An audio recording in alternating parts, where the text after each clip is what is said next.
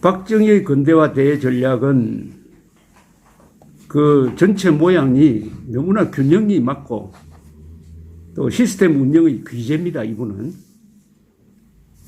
그래서 박정희 시대 때 10대 업적을 이렇게 쭉 적어 나가다가 보면은 좀 묘한 생각이 듭니다. 묘한 생각이 들어요. 제가 한 몇 년 전에 이분의 일기, 박근혜 씨로부터 박정희 일기를 좀 몇 장 얻어가지고 보다가 1971년 연초에 쓴 일기장을 한번 봤습니다. 거기 보면 뭐라고 적혀 있었느냐 하면은 4대강 유역 개발 사업 해가지고 한 페이지에 딱 써놨어요. 4대강 유역. 4대강 유역에 인구의 67%가 산다. 4대강 유역의 농경지가 뭐 몇 %다. 앞으로 이 4대강 유역에 댐을 11개를 만든다. 그렇게 되면은 상수도 공급이 얼마나 늘어나고, 그 다음에 여기 산림녹화와 연결돼 가지고 임야가 얼마나 늘어나고, 뭐 등등등등 이렇게 써놨더라고요. 근데 총 비용이 4천억 원으로 적혀 있어요. 4천억 원. 4천억 원이면 요새 우리나라 공장 하나 짓는 정도밖에 안 되고, 뭡니까? 747 도입 비용밖에 안 되는데 4천억 원밖에 안 든다고 되어 있더라고요. 계획입니다, 계획. 그래서 나는 4대강 유역 개발이 어떻게 됐느냐 해가지고 민족문화 백과사전을 찾아가지고 4대강 유역 개발 해가지고 딱 찾아보니까 70년대 10년 동안 과연 그대로 됐어요. 박정희가 적은 종이 한 장에 적은 게 10년 뒤에 그대로 실천이 된 겁니다. 댐이 하나 늘었어요. 평화의 댐이 하나 늘었어요. 그런데 한번 생각해 보십시오, 여러분. 우리가 지금 수도권에서 2,500만이 몰려 사는데 물 부족 안 하잖아요. 사실은 우리가 물 부족 국가라 그래요. 강우량이나 보면은. 근데 댐을 이렇게 많이 지어 놓으니까. 그리고 공장 마음대로 돌리고 있잖아요. 그런데 70년대 댐을 11개를 안 지었으면은 그 뒤에 댐을 우리가 지을 수 있었습니까? 동강댐 짓는다고 하다가 결국 못 지었잖아요. 70년대에 댐을 안 지었으면은 우리 수도권, 그 다음에 공장 돌아가는 거 여러 가지 장애가 있었는데 어떻게 종이 한 장이 10년 뒤에는 그냥 그대로 이루어졌느냐 이겁니다. 이게 무슨 요술도 아니고 하는 그런 감동을 느꼈다는 말씀을 전해드립니다. 중화공원, 의료보험. 우리나라 요새 메르스 이런 사태가 나니까 우리나라 의료 수준이 어느 정도냐 해가지고 여러 가지 지금 계산을 하고 있는데 삼성의료원의 사장을 했던 윤순봉이라는 분이 참고로 한번 그 사이트를 한번 잘 들어가 보십시오. 윤순봉의 서재라는 유튜브가 있습니다. 거기 요사인 또 트럼프의 무슨 음모론을 열심히 분석하던데 이분이 삼성 CEO 출신인데 그분이 한국의 의료 수준이 세계에서 몇 등이냐 하는 랭킹을 쫙 냈는데 아주 재밌습니다. 그거 보니까 결론적으로 한국의 의료가 세계에서 1등이라는 겁니다. 1위라는 겁니다. 1위. 이번 메르스 사태로 증명이 됐다는 겁니다. 그 기준이 여러 가지입니다. 첫째는 국민들이 의사를 1년에 몇 분 만날 수 있느냐. 의사에 대한 접근성. 그 다음에 거기 비용.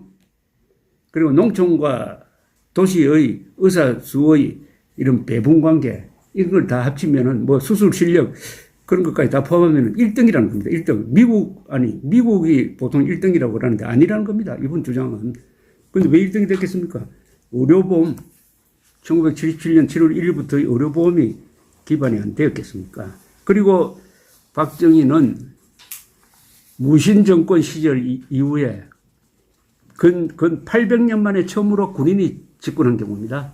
우리나라 역사에서.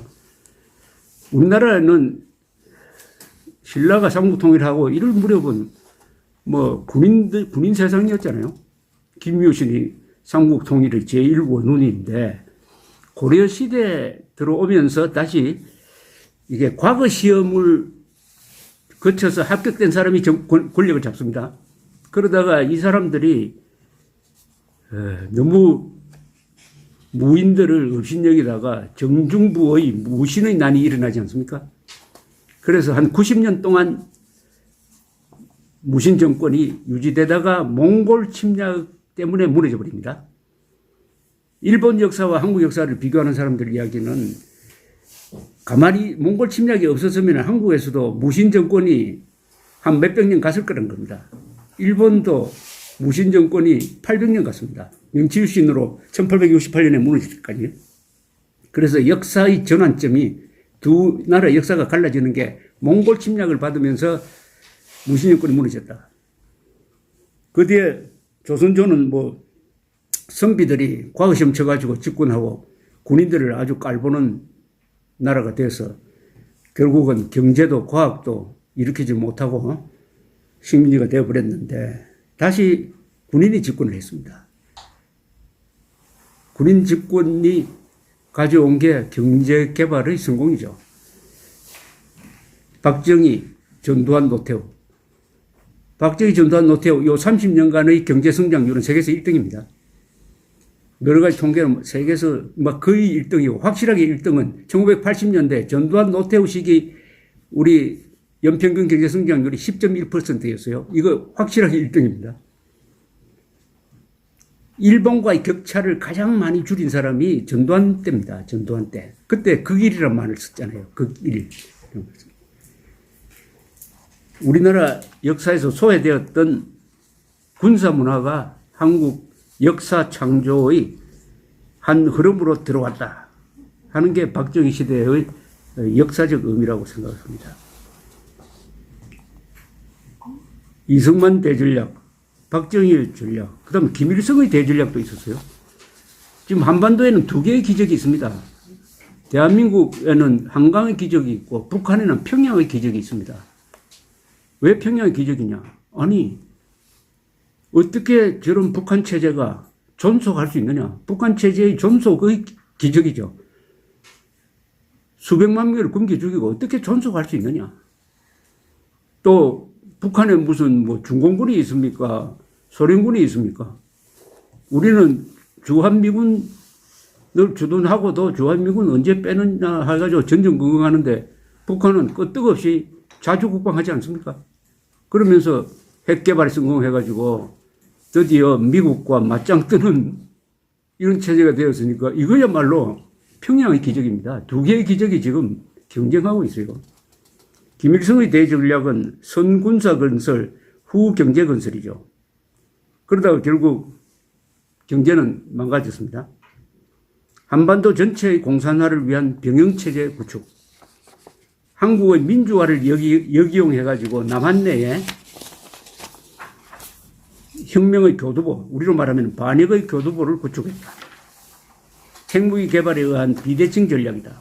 한미일 동맹 이간질, 소위 민족 공조, 민족을 무기화해가지고 한국의 주류 세력을 압박을 하고 반일의 쇠기를 뽑는다. 중소 대립 속에서 자주 노선을 확립을 한다. 그런데 김일성의 대전략, 김정일 대전략, 김정은 대전략도 마찬가지인데 여기에도 아까 조지 F 케난이 했던 하나의 말이 여기도 적용되지 않을까 생각됩니다. 그러면은 김정은 마음속에 공산 통일의 마감 시간이 있느냐는 겁니다. 이게 굉장히 중요하죠. 마감 시간이 있어야 사람이 열심히 합니다. 과연 마감 시간이 있을까요? 언제까지 통일해야 된다. 히틀러는 있었어요. 히틀러는 이 다른 독재자하고 달라가지고 망상이라면 망상이고 자기의 수명이 지금 얼마 안 되니까 내가 살아있을 때 아리안족이 세계를 지배하는 그런 체제를 만들겠다. 그리고 이 쓰레기 같은 유대인을 말살하겠다는 그런 망상이 있었습니다. 그래서 무모한 전쟁을 한 거죠. 무모한 전쟁. 그러나 스탈린은 그렇게 하지 않았습니다. 그래서 스탈린, 히틀러를 비교하면 진짜 혁명가는 히틀러라고 합니다. 그런데 김일성, 김정일, 김정은은 하루하루 생활이 즐겁지 않을까요? 주지 육림 속에서 살고 죽이고 살리는 거 지 마음대로 하고 그러면은 마감 시간이 북한이 마감 시간이 없다는 것은 우리가 시간이 우리 편이라는 이야기가 아닐까 하는 그런 생각도 해봅니다. 자, 그러면은 이런 통일 대전략을 오늘에 있어서 어떻게 살릴 거냐. 아까 자유통일 대전략은 좀 이승만으로부터 막 끝났다고.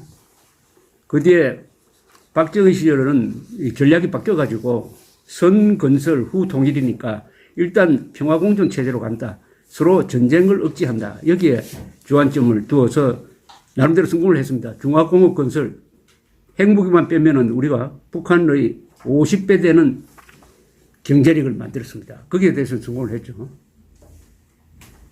그러면 다시 이제 자유통일 대전략으로 돌아갈 수 있느냐? 저는 돌아가야 된다고 생각합니다. 이거는 민족사의 귀결이죠.